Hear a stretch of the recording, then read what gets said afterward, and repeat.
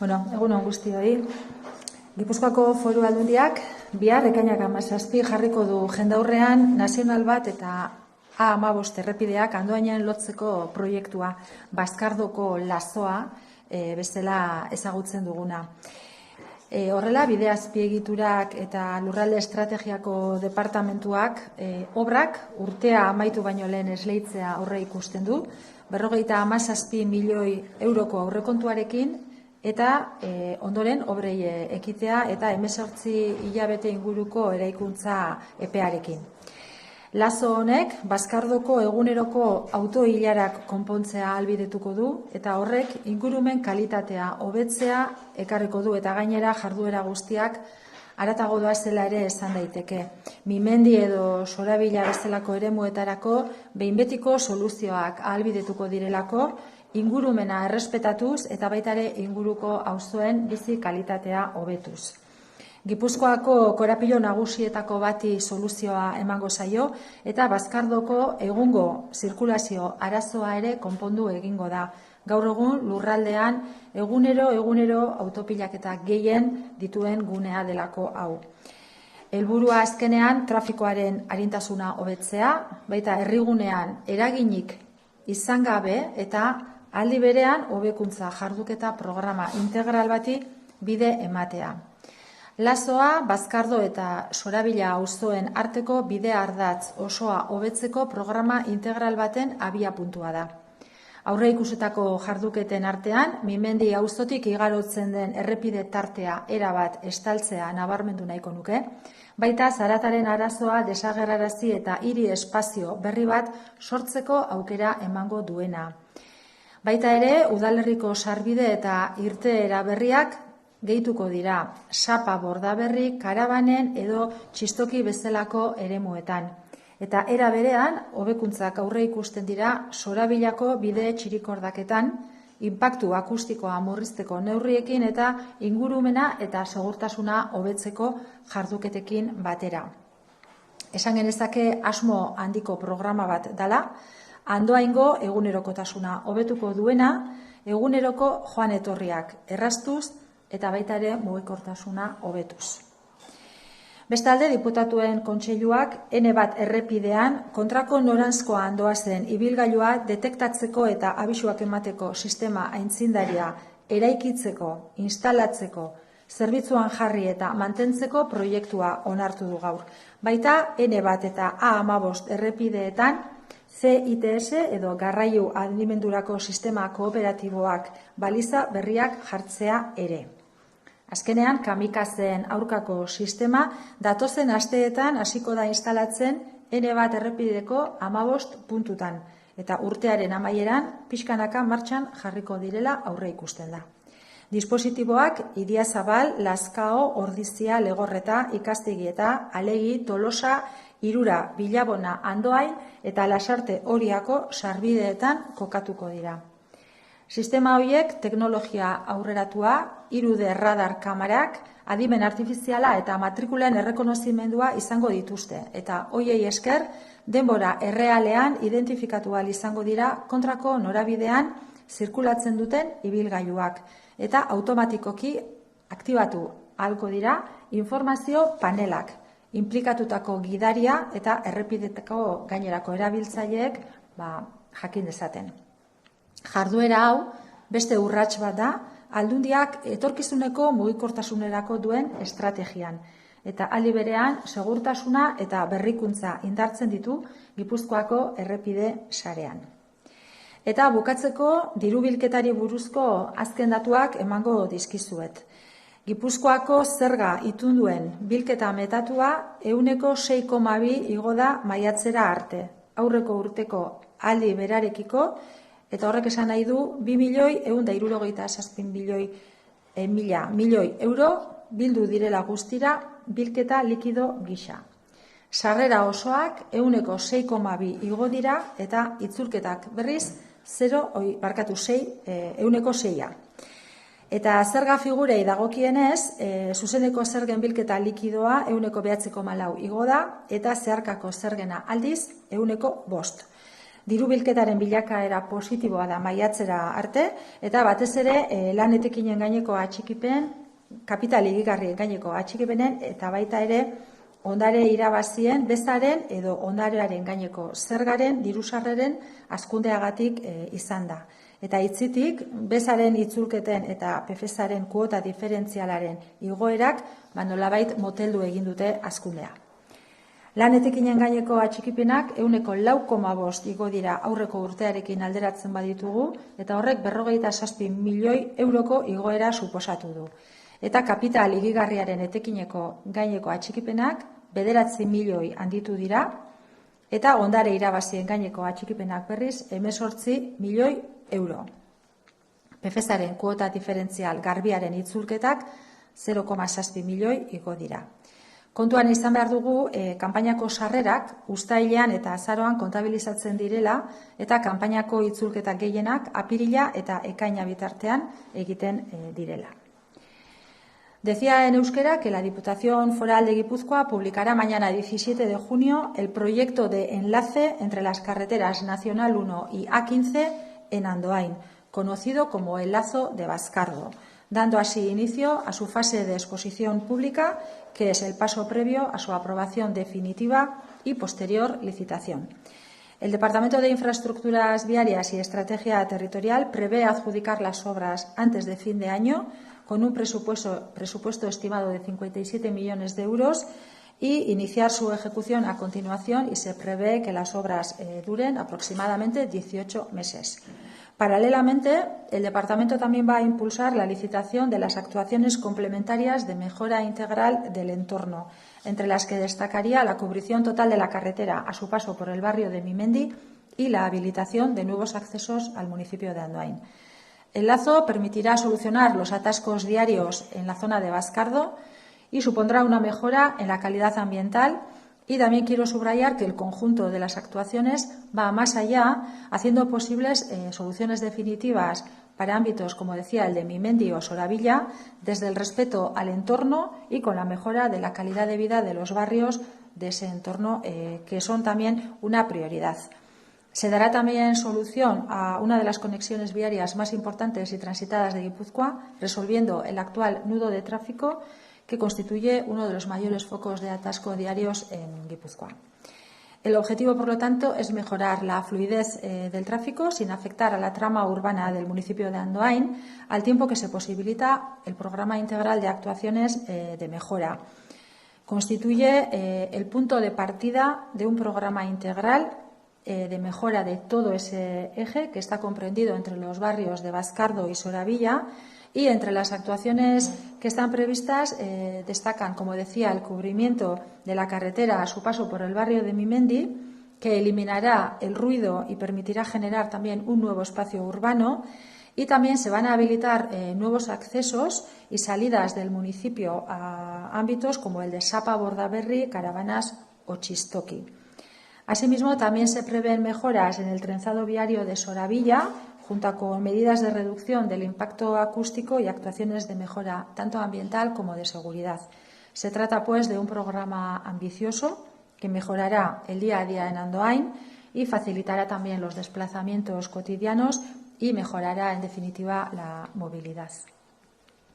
También el Consejo de Gobierno de hoy ha aprobado el proyecto de construcción, la instalación y la puesta en servicio y mantenimiento del sistema pionero de detección y aviso de vehículos que circulan en sentido contrario en la Nacional 1, así como el despliegue de las nuevas balizas CITS, que son los sistemas de transporte inteligente cooperativos, tanto en la Nacional 1 como en la A15.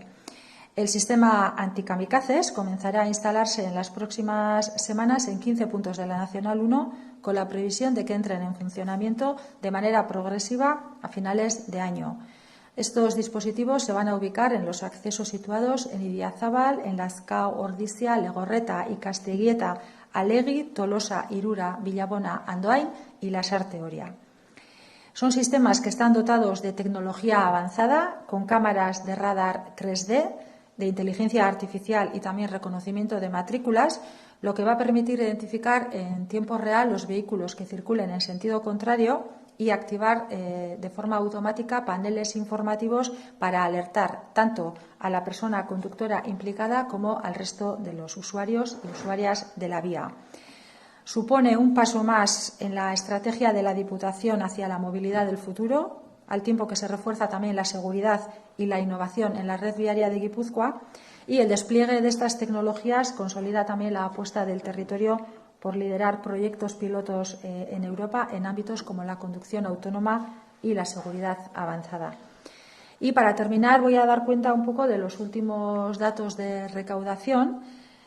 Una recaudación acumulada de tributos concertados en Guipúzcoa hasta el mes de mayo que ha ascendido un 6,2% respecto al mismo periodo del año pasado, lo que supone 2.177 millones de euros más en recaudación líquida total.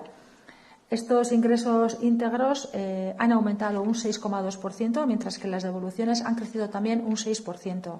Y por figuras tributarias, la recaudación líquida de los impuestos directos ha aumentado un 9,4%, mientras que la de los impuestos indirectos lo ha hecho en un 5%. La evolución positiva de la recaudación hasta mayo se debe principalmente al incremento de los ingresos en conceptos como las retenciones sobre rendimientos del trabajo, también retenciones sobre capital mobiliario, las ganancias patrimoniales, el IVA o el impuesto sobre el patrimonio. Y, por el contrario, el incremento de las devoluciones de IVA y de la cuota diferencial del IRPF han hecho que ese crecimiento se modere un poco. Las retenciones sobre rendimientos de trabajo, como decía, han aumentado un 4,5% respecto al año anterior y suponen 47 millones de euros de incremento. Las retenciones sobre capital inmobiliario han aumentado 9 millones y las que recaen sobre ganancias patrimoniales han aumentado en 18 millones de euros. Y las devoluciones de la cuota diferencial neta del IRPF han aumentado un 0,7 millones. Hay que tener en cuenta también que los ingresos de campaña se contabilizan en los meses de julio y noviembre y que la mayor parte de las devoluciones se materializan en abril y junio. Entonces, luego habrá que afinar un poco también estos datos. La recaudación por IVA ha crecido un 5,3% y está impulsada sobre todo por el aumento de ingresos por los ajustes interterritoriales, pese a que ha habido un incremento de las devoluciones. Y un poco era esto lo que tenía para contaros. Si galderarik edo zerbait baldin badaukazue, zuek esan. Bai, nik galdetzen nahi nizun Irune, Bazkardoko lazoaren inguruan. Andoaingo, udala behintzat etzegoen oso proiektu honen oso alde, etzegoen variantea eskatzen zuten, ez dakit azken aldian aberre ze feedback edo ze jaso duzuen. Zaren usten dut herri galdeketa bat ere egin zutela eta variantea eskatzen zuten. Bai, hemen jakina da 2011tik bazetorrela variantearen proiektu hori, baino egia da baita ere daukan ingurumen eraginagatik eta baita ere gainera araudiak ez duelako ahalbidetzen ezinezkoa dela planteatzen zen bezala egitea. Proiektua eguneratu eginda, kontuan edukita ingurumen eragin hori eta baita ere baldintza ekonomiko realetan mugituz, uste dugu arduraz jokatu behar dugula, gure proiektuak edo egitasmoak arrazoizkoak izan behar dutela, egiteko bezalakoak, eta proiektuak lantzen direnean, mahai gainean informazio guztia jartzen da, baita ere aukera guztiak, eta gure ustez hauxe da ingurumen ikuspuntutik teknikoki ekonomikoki ere arduraz jokatuz eta sozialki ere momentu honetan baskardori konponbidea emateko ikusten genuen aukera egokiena. Konsultari buruz hori udalak kudeatutako edo deitutakoa izan da eta guk ez daukagu horren inguruan ezer esateko.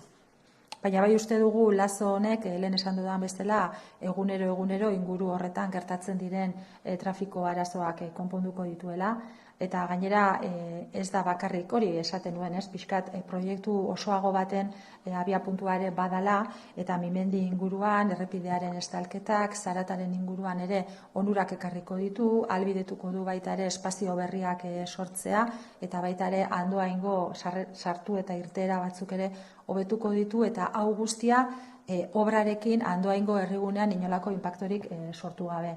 Beraz, mai gainean urte askotan aukera ezberdinak aztertu ondoren, hauxe izan da ikuspuntu guztietatikan egokiena ikusi dan konponbide edo irtenbidea. A mí sí me gustaría preguntar por otro asunto sobre el caso de la Bertsolskola de Rentería. ¿Qué valoración hace la Diputación del archivo del caso? Y no sé si nos puede contar cuáles han sido los pasos que ha dado la institución durante estas semanas. Bueno, sobre el archivo de las actuaciones o que la justicia no va a seguir investigando, la noticia la hemos tenido por la prensa. La Diputación Foral de Guipúzcoa tuvo conocimiento de unos presuntos hechos que se podrían calificar como, no sé si como agresiones. No hemos tenido un conocimiento detallado de exactamente de qué estamos hablando. Fue cuando se hizo público, creo que fue el 28 de mayo. A través de una nota hicimos pública nuestra posición en la que nos mantenemos siempre en el respeto a las víctimas, poniendo a disposición de las mismas todos los recursos que pueden estar en nuestra mano y con la posición clara de que hay que garantizar plenamente esa protección a las víctimas, también garantizar sus derechos. Hay que actuar con la máxima diligencia, con transparencia y con sometimiento a la legalidad, y es lo que siempre hemos mantenido. La Diputación lo único que ha hecho en este tema ha sido una reunión en la que nos reunimos yo misma y la directora del órgano de igualdad con la alcaldesa de Rentería, que vino acompañada de la concejal de igualdad, en la que nos dieron un poco a conocer lo que luego se ha visto en los medios de comunicación. No sabemos más. Hasta ahí llegó la información que compartieron con nosotros y poco más. Como decíamos en nuestra primera nota, nosotros confiamos en las vías institucionales de las que nos hemos dotado, en los recursos institucionales que están al alcance de las mujeres que son víctimas de abusos o de acoso o de violencias machistas o de violencias de género. Confiamos en esas vías.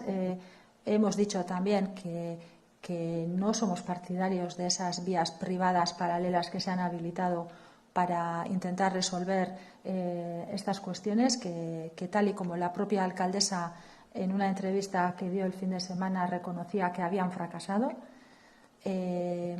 Y como decía antes, siempre respetando la voluntad de las víctimas, colocándolas, por supuesto, en el centro y poniendo a su disposición todo el apoyo y todos los recursos que tenemos, yo sí animaría a esas víctimas a denunciar, porque sin su denuncia, pues parece ser que este caso va a volver a quedar un poco en la misma situación en la que parecía que venía estando aproximadamente desde 2018, porque sobre este presunto agresor es lo que hemos conocido, que ya debió de haber algún episodio de naturaleza similar allá en el 2018, que se intentó resolver de alguna manera privada, se ha repetido por lo que hemos conocido y ahora también parece que va a quedar en la misma situación, con lo cual eso sí nos preocupa porque pues parece ser que va a quedar impune o al menos no va a tener una vía de investigación o incluso, de alguna posible respuesta a lo que haya podido suceder, ¿no?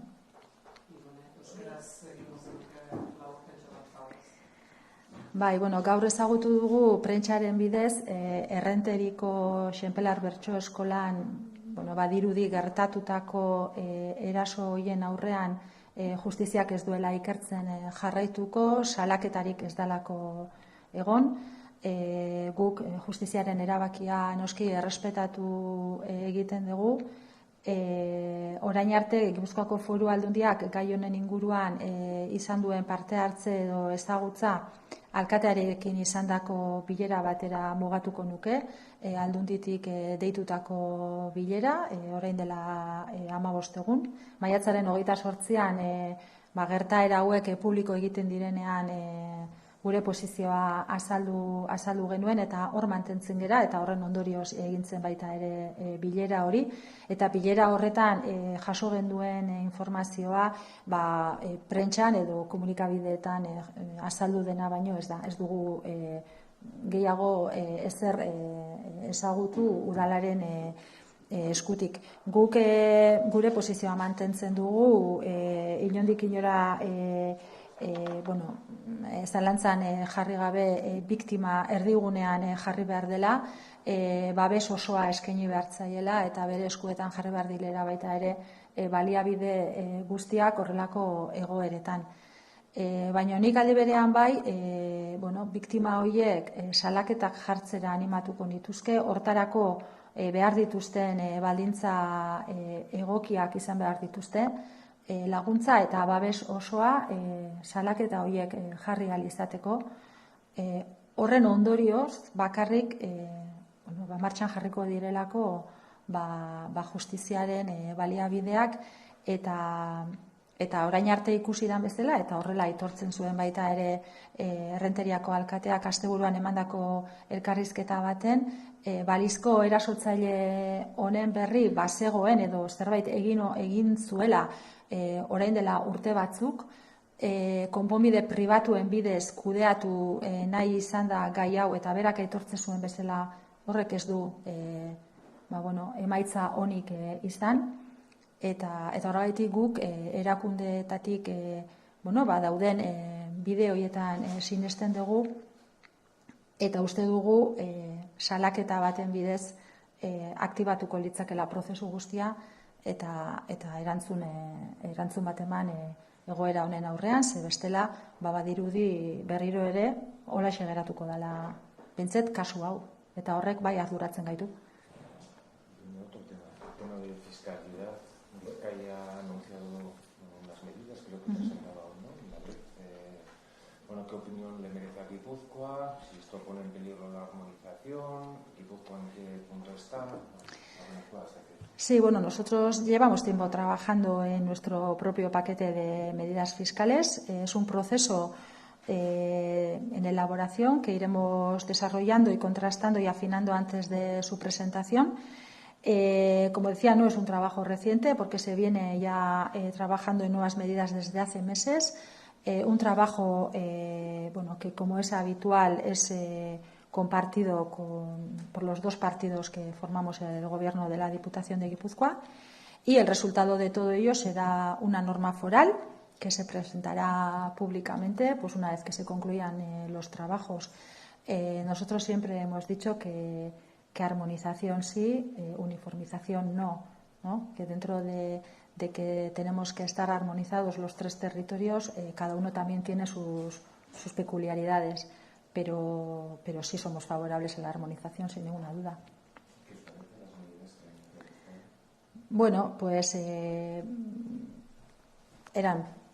Podrían ser esperables, no sé, se trabajará también en Guipúzcoa en algunas medidas que ya os iremos comunicando en la medida que vaya avanzando este trabajo.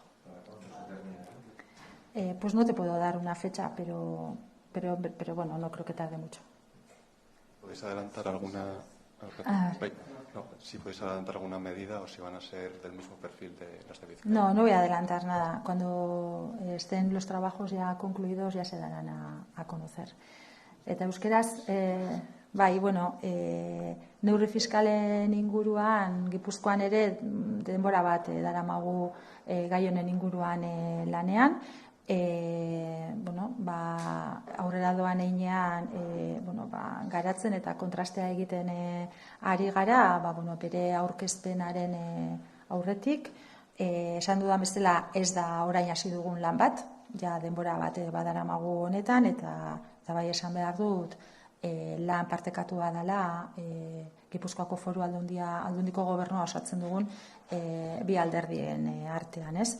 Eta, lan hauen emaitza foru arau bat izango da, eta behin lanak burututa daudenean, aurkeztuko ditu neurri horiek. Ez daukat besterik esateko. ¿Con qué partido esperan aprobar la norma foral? Hori ikusiko dugu. Horrein lehenengo egin behar da, eta gero-gerokoak. ¿La Diputación va a participar en alguna, no sé si protocolo, actuación, para que, ya que no ha quedado en nada judicialmente, que no se vuelvan a repetir estos hechos? No, el órgano para la igualdad de la Diputación suele hacer una validación también, ¿no?, de los protocolos de las diferentes instituciones, de los ayuntamientos y demás. Evidentemente, siempre estamos dispuestos a ese trabajo compartido con las instituciones y ahora también, si se precisa, así se hará.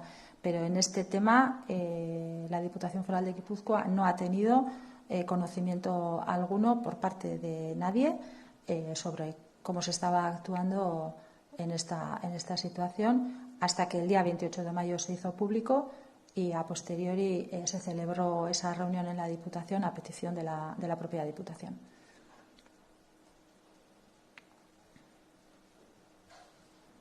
Besteik? Eskerrik asko.